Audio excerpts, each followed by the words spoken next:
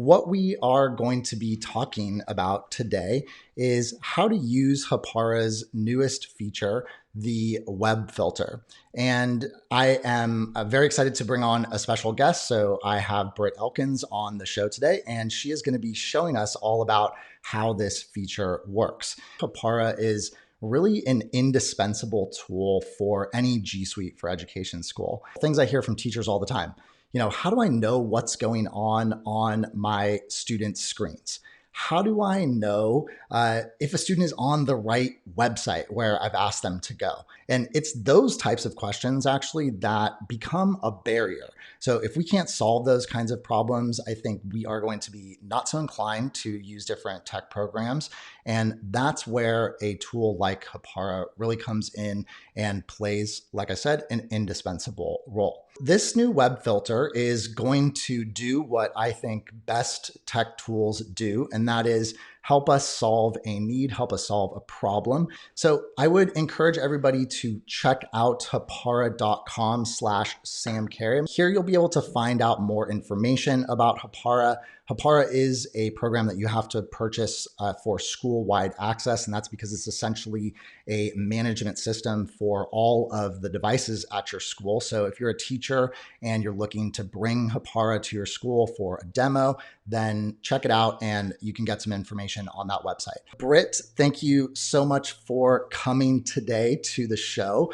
Very excited to have you on. I am excited to talk to you about this new feature. And you heard me talking a little bit in the beginning about how I'm always looking for tools that solve problems for teachers, that make teaching and learning easier. So I'd love to hear from you. What's your quick little elevator pitch about how this new feature helps teachers and helps teaching and learning? So Hapara has always been, on the classroom management side and had kind of stayed away from doing a filter for a long time until we found a solution that really worked with our mission to, make the teacher's life easier, to make their workflow a little bit easier, as well as to teach digital citizenship. So we partnered with another company and together we created the Hapara filter. And that's what we're going to be looking at today. Some of the ways that this is going to help teachers is by allowing a little bit more autonomy on the teacher's side to be able to go in and actually allow students to go to websites that were otherwise blocked, maybe by their administration. So I'll get into that in a little bit, but there are some ways that the teachers will have a little bit more control over what's happening in their classroom. This sort of blocking of websites district-wide or school-wide has existed for a while. So how is this web filter different from just blanket blocking sites like that? For example, on the district in the administrative filter console, I might have something like one that I know we were talking about earlier, Nitro Type. I might have that website blocked for my students because I know that a lot of the time they're actually getting in there and they are playing with their friends and it's not necessarily what I want them to be working on now. I can go ahead and block that for my students at the administrative level, but then give my teachers the ability to allow students to go there if it's part of their coursework. The student sees this screen and they can send an unblocked request to their teacher. Tell me a little bit more about on the admin side, because I'm assuming this is something that an individual teacher is not deploying, that it's being deployed at the district level. Do you have to go in and enter all these sites that you want to essentially block and then allow teachers to give, access here and there too? So the great thing about this filter is it actually is an extension that sits at the browser level. I use Google all the time, so I tend to talk from the Google point of view. So in this example, specifically, I'm on the Chrome browser, and this is an extension that's been pushed to the Chrome browser. But there is an app for iPads. We can get it set up on Macs, on Windows. And then at the larger level, we can also get you set up with a DNS server if you have a lot of guests coming into the school. It's actually analyzing the context and the content of what's on each page. So if I say gaming sites are not allowed, it's not only going to just block something that is specifically cool math games or something like that, but it can actually recognize things like Google sites that a traditional filter might tend to block because we're using Google all the time, Google Classroom, our Gmail and everything. And So traditionally those sites are allowed, but things like Snake Game, where the students can actually play in the search engine browser or search engine results, Mm-hmm. it's recognizing that that's a game and it's blocking that.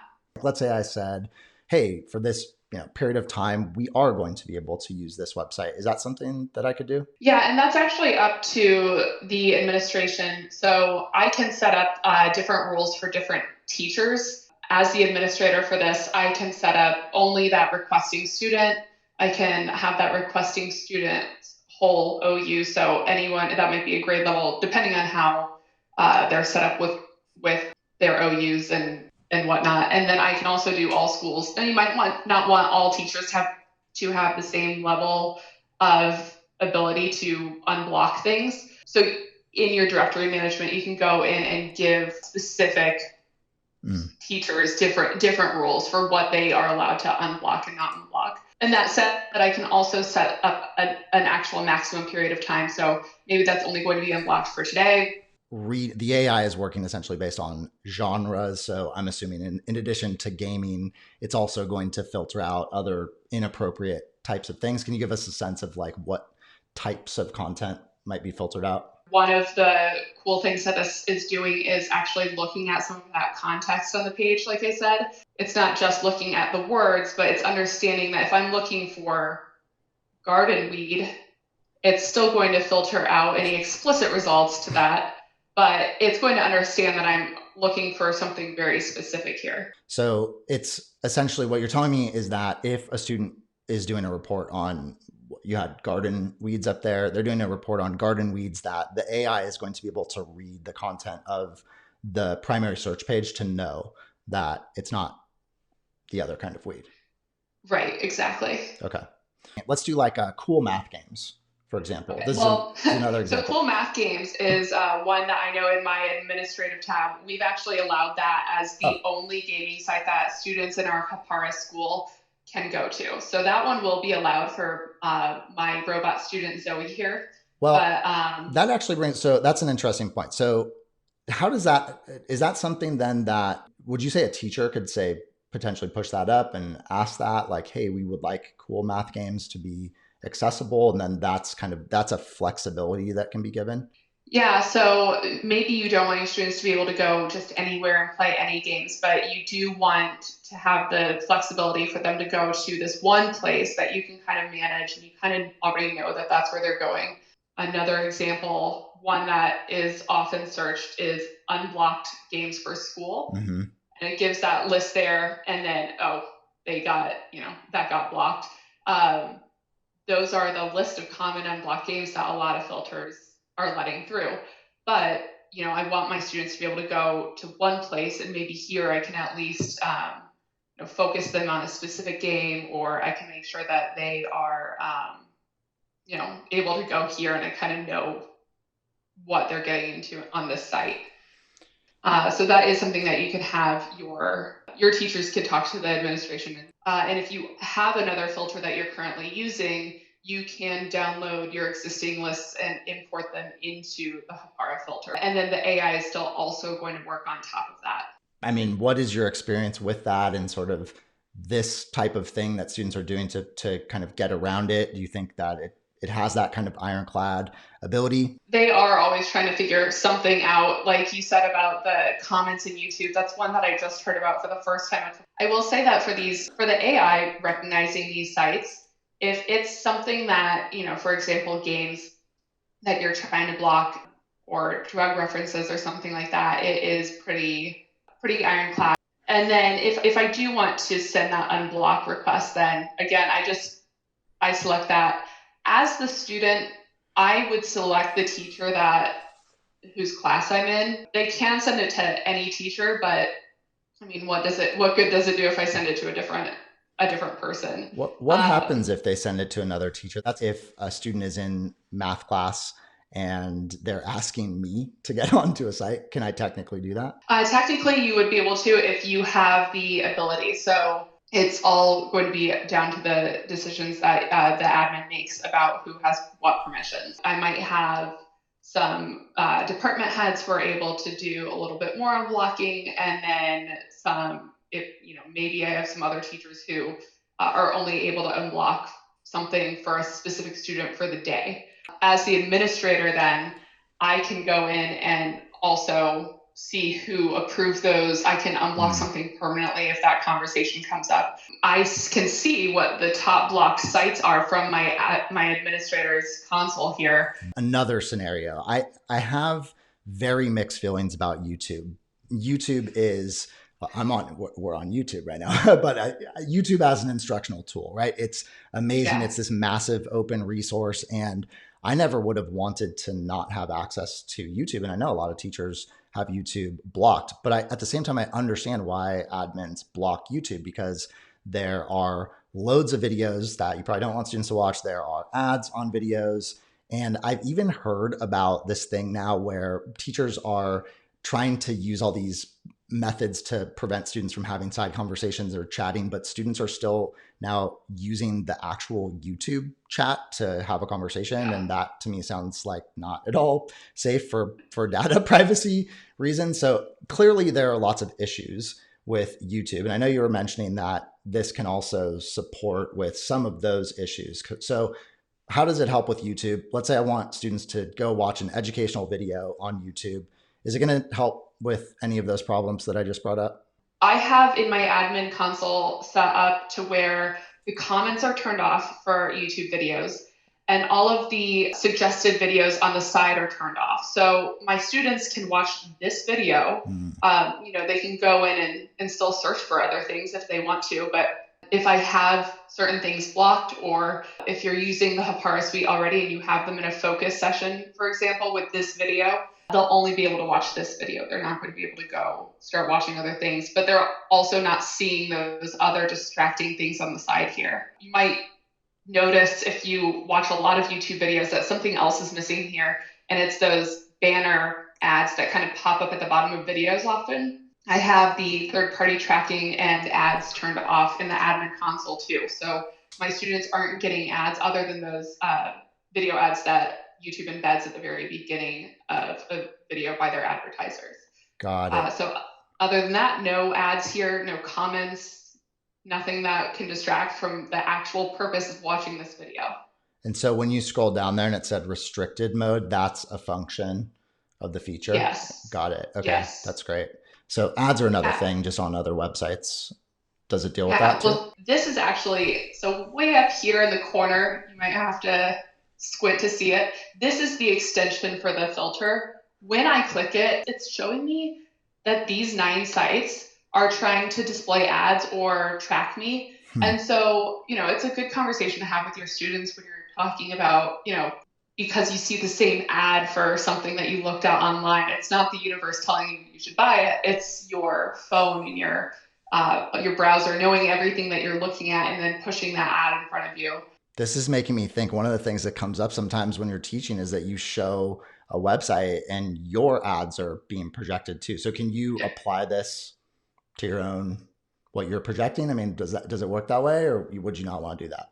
This is focusing on the students only. So by focusing that on the teachers too, then, that would have another layer of privacy that, for other adults in your administration to be able to see that. Another big thing that comes up for me all the time, I use, doing different creativity projects with students, and I'm always having students go look for images, things like that. And this just consistently comes up as an issue where we're looking at something that is about a historical topic or just anything, and there always are these random images in Google Images, and it's like it's like clockwork that every single time I do an activity like that, I hear some snickering or some students calling me over like, "Oh, this image is here," and I don't know what to do. Is this going to help me with that too?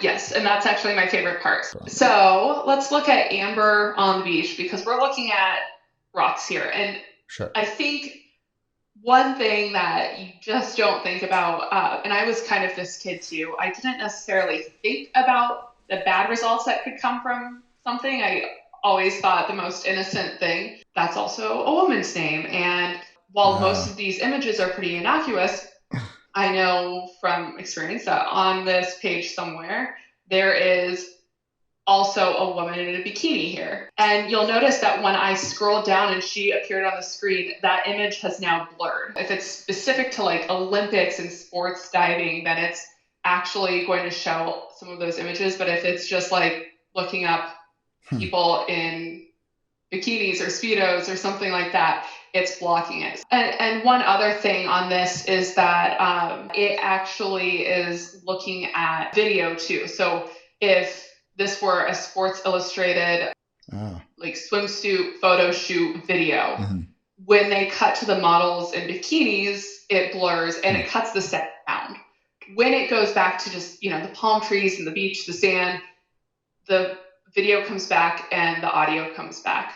If all of the results on this page were women in bikinis or people doing drugs or something like that, it would block the whole page. But since it's recognizing that most of this is a fairly innocent search for images of the rock amber, it's only blurring the things that got caught in this search that weren't meant to be seen by the student. So I want to jump back over to the admin side real quick. I know that, we're talking to a lot of teachers, so you might not necessarily be in the admin console, but I think it's kind of important to understand some of the things that the admin side can do here that's a little bit different. Okay.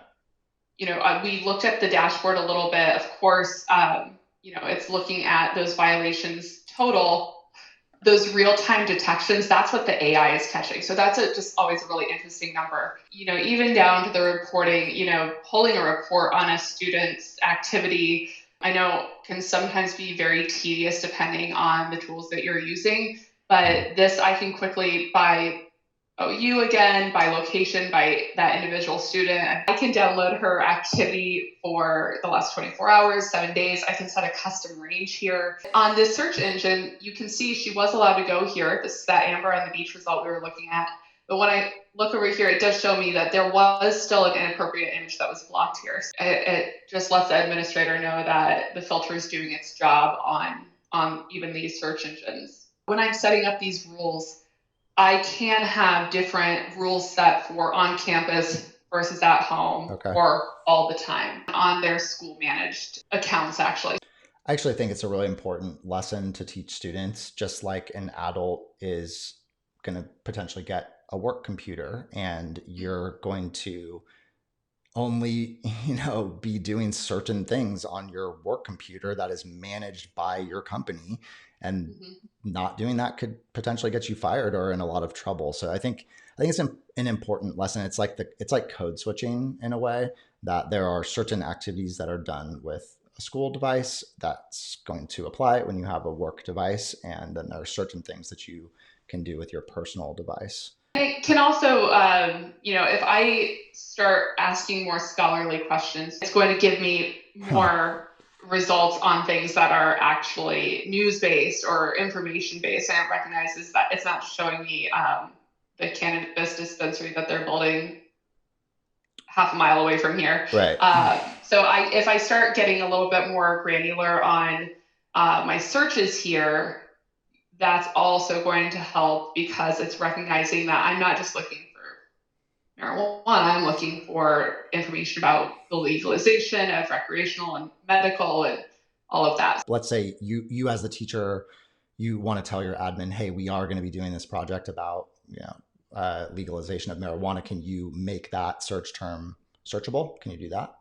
Yeah, so I can, as the teacher, ask for the admin to do that, to add it to an allow list. I can also, you don't necessarily want your teachers to be flooded with unblock requests left and right. So I think that on the admin side, what you would want to do here is actually go down and maybe for that OU. So I have my 8th graders doing research about the legalization of marijuana. For that OU, I might create a rule where I turn down the sensitivity level of that real-time text analysis. So it's not blocking everything that has to do with marijuana just for that group of students. So different OUs, different students, different buildings can have different rules and also have different sensitivity levels for the text analysis, image, and video analysis. Wow.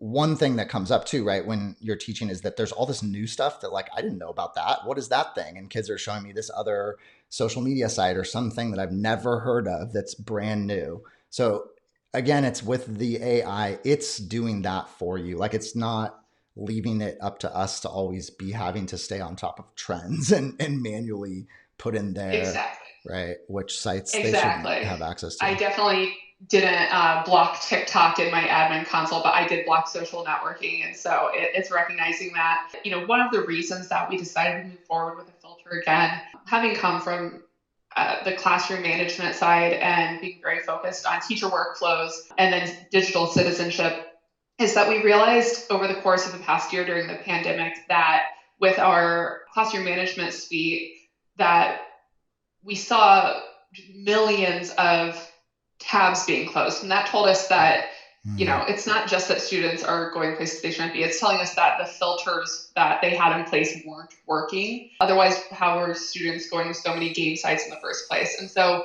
we realized that, if we really wanted to make it easier for teachers to focus on instruction and not just be closing tabs or, going back and forth with the administrators about YouTube or other sites, that we needed to figure out a way to help them be able to just focus on that without students, being able to go to a million other places. Make sure you go to hapara.com/Sam Carey. You guys do like demos and trainings and all kinds of stuff like that, right? Which I appreciate. Yep. Awesome. We have a whole team that will be dedicated to someone giving you a demo, and then if you decide to run a trial or move forward with getting started with Hapara in your schools, then we have our engagement managers who work with you for professional learning and all of that great stuff too. You can even have a couple of teachers just pilot it, right, at a school. They don't doesn't have to be everybody. Yep. Yeah, it doesn't have to be everyone. It can just be a few classes, or just one building if that's what you want, or whatever makes sense for your school. Yeah, yeah. I mean, to me, that's also just a sign of high quality program that essentially they're going to allow you to demo it, try it out, see if it works. And believe me, I experienced this personally. Once I had it, I was like, there's no way I could go back to not having it for sure. I love to hear that. This just adds to that argument. So yeah, I love it. You are not doing the work of putting together this brand new game app or something that maybe gets a lot of the social media attention and all that, but what you're doing is actually getting in and solving these real world problems that teachers in schools face. And just even that example, the fact that you notice that, hey, it actually still takes teachers time to go in and selectively check off and allow whether or not a student is going to go to a website to then have put that on automatic, right? Again, that's the power of technology. So yeah, appreciate Hapara for just doing that work, doing the work that's really supporting teaching and learning. I said that at the beginning of the show, that I'm always looking for tools that are going to make the process of teaching and learning easier and more effective. And I think that's really the key to how we can use technology to transform education. There are so many ways in which teaching is super hard, and this is just one way that it